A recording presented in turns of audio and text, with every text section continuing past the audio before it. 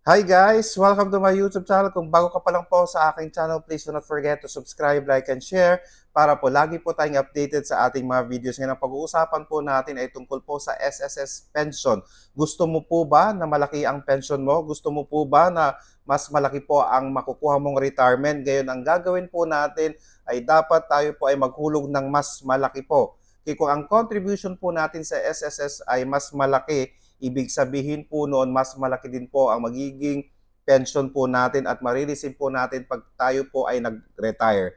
Okay? Ngayon, pwede po ba hanggang 120 monthly contributions lang ang babayaran ko? Tandaan po natin, ang 120 monthly contributions na yan or 10 years contribution na po iyan ay minimum lang po yan. Kung gusto nyo po, mas malaki po yung inyong kukubrahin pagka-retire po ninyo, okay, dapat po mas marami pa po sa 120 contributions. Yes, may pwede na po kayong mag-pension pag kayo po ay nakapag-contribute ng 120 contributions, pero yun lang po ay minimum.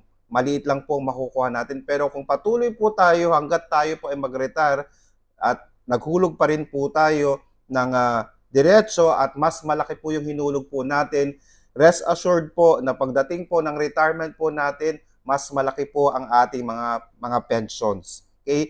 Sa mga gusto po na mas malaki po yung pension, pwede po kayong maghulog ng mas mataas po, okay, sa dati nyo pong hinuhulog, at i-continue lang po natin yung 120 contributions hanggat tayo po ay mag-retire. Okay? Ngayon, kung hindi na po kakayanin dahil nga po nasa kalagitnaan na po kayo, pwede po tayong pwede po tayong mag-apply sa SSS pension booster po. Magdadagdag po tayo ng mas malaki po sa ating fina-file or kino-contribute po. Okay? Pwede po natin gamitin ang SSS pension booster na yan.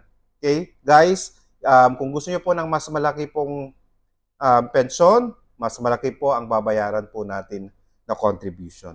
Sana po nakatulong po ako. Maraming salamat. Stay safe. Bye-bye!